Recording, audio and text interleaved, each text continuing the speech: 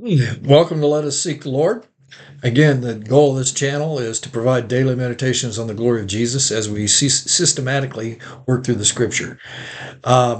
Today it's January 10th, 2026, and our passage is Genesis 11. So let's get started. Genesis 11, 1 through 32. Now the whole earth had one language and one speech, and it came to pass, as they journeyed from the east, they found a plain in the land of Shinar, and they dwelt there. Then they said to one another, "Come, let's make bricks and bake them thoroughly."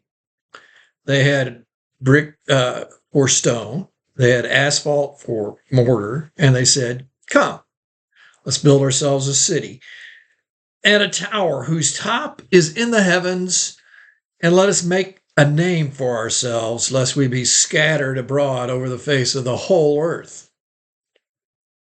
But the Lord came down to see the city and the tower which the sons of men had built. And the Lord said, "Indeed, the people are one, and all have one language, and this is what they begin to do. Now nothing that they propose will be withheld from them. Come, let us go down and there confuse their language, that they may not understand one another's speech." So the Lord scattered them abroad from there over the face of all the earth, and they ceased building the city. Therefore his name is called Babel, because there the Lord confused the language of all the earth, and from there the Lord scattered them abroad over the face of all the earth. This is the genealogy of Shem. Shem was 100 years old, and he begot Arphaxad 2 years after the flood. And after he begot Arphaxad, Shem lived 500 years, and he begot sons and daughters. Arphaxad lived 35 years, and he begot Selah. And after he begot Selah, Arphaxad lived 403 years, and begot sons and daughters. Selah lived 30 years, and begot Eber. After he begot Eber, Selah lived 403 years, and he begot sons and daughters.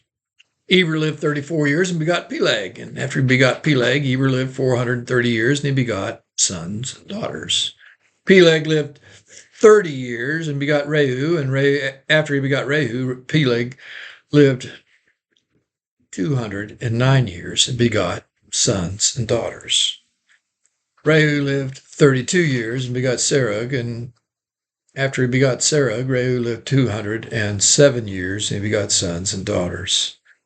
Serug lived 30 years and begot Nahor. And after he begot Nahor, Serug lived 200 years and begot sons and daughters. Nahor lived 29 years and begot Terah. And after he begot Terah, Nahor lived 119 years and begot sons and daughters. Now Terah lived 70 years and begot Abram, Nahor, and Haran. This is the genealogy of Terah. Terah begot Abram, Nahor, and Haran. Haran begot Lot. And Haran died before his father, and Terah in his native land, in Ur of the Chaldees. Then Abram and Nahor took wives, and the name of Abraham's wife was Sarai, and the name of Nahor's wife was Milcah, the daughter of Haran, the father of Milcah and the father of Iscah. But Sarai was barren. She had no child.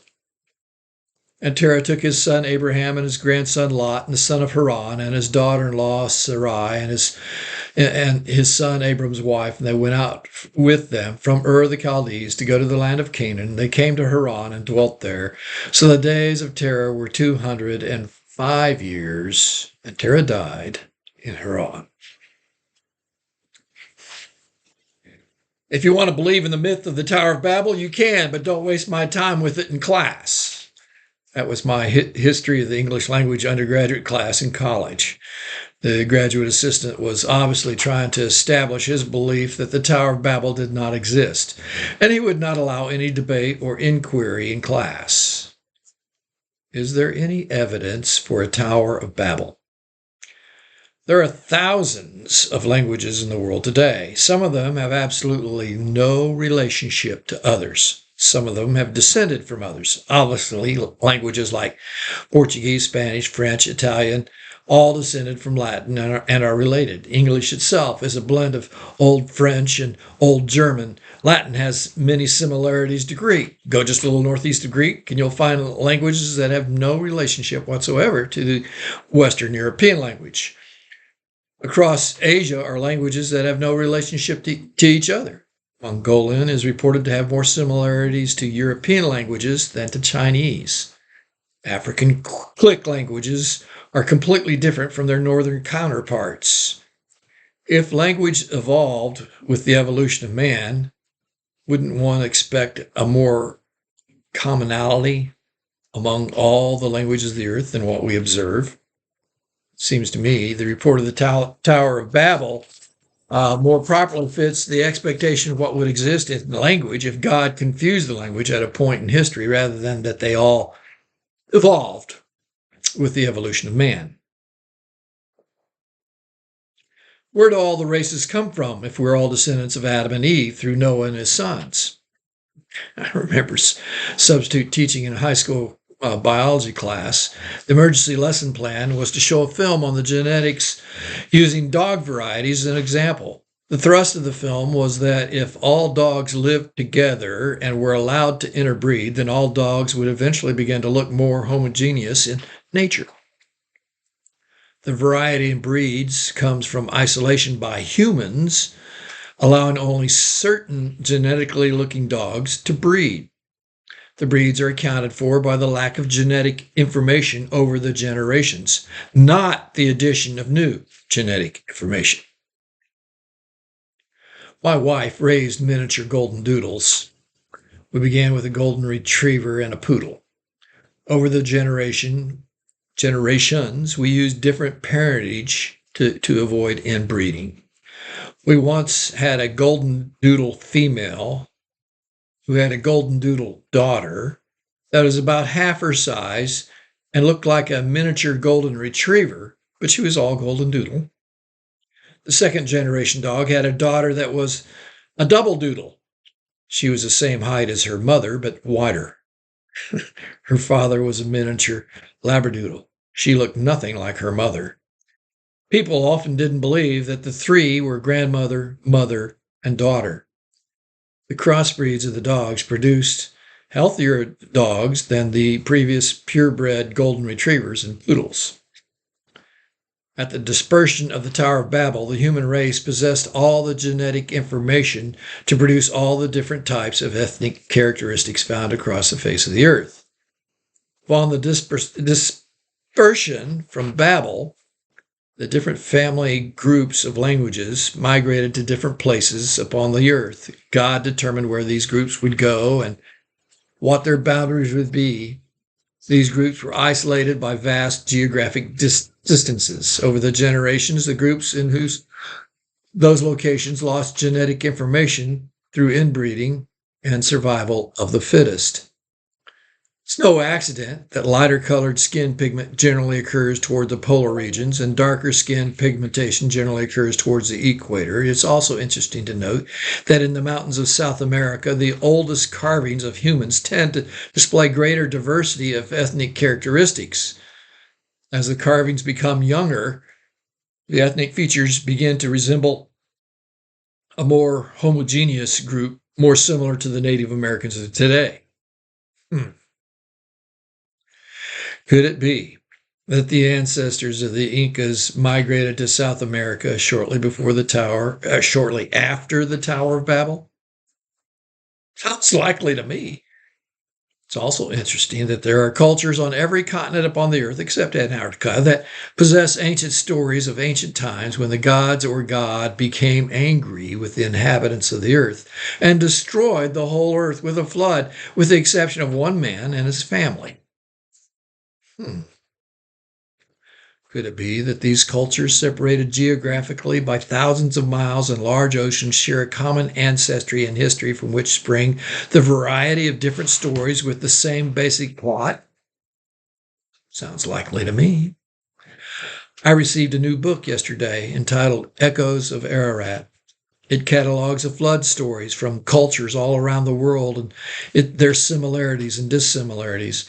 It indicates to me the glory of God in leaving himself a witness. Consider what these verses have to say about how God brought from one family all the ethnic groups of the earth in order to seek him. It's Acts 17:26 through 28. It's the Apostle Paul speaking on the Areopagus, or sometimes called Mars Hill. Paul says this, and he made from one blood every nation of men to dwell on all the face of the earth, and has determined their pre-appointed times and boundaries of their dwellings, so that they should seek the Lord and hope that they might grope for him and find him, though he is not very far from each one of us. For in him we live and move and have our being, as also some of your own poets have said, for we are also his offspring. Solomon said in Ecclesiastes 3:11, he has made everything beautiful in its time. Also, he's put eternity in their hearts, except that no one can find out the work of God does from the beginning to end.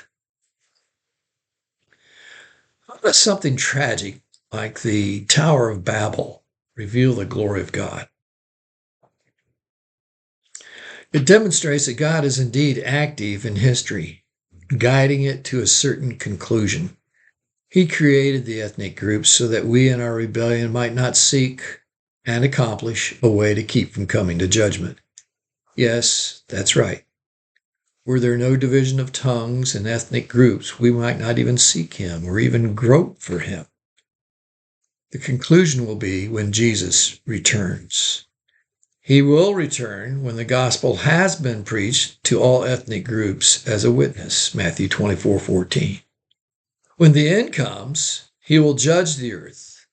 He will inherit all the nations, Psalm 82:8. And when the end comes, there will be representatives of every tribe and tongue surrounding the heavenly throne in worship, Revelation 5:9 and 7:9. Now that's glory. Indeed, we serve a glorious King. Speak his glory to someone today.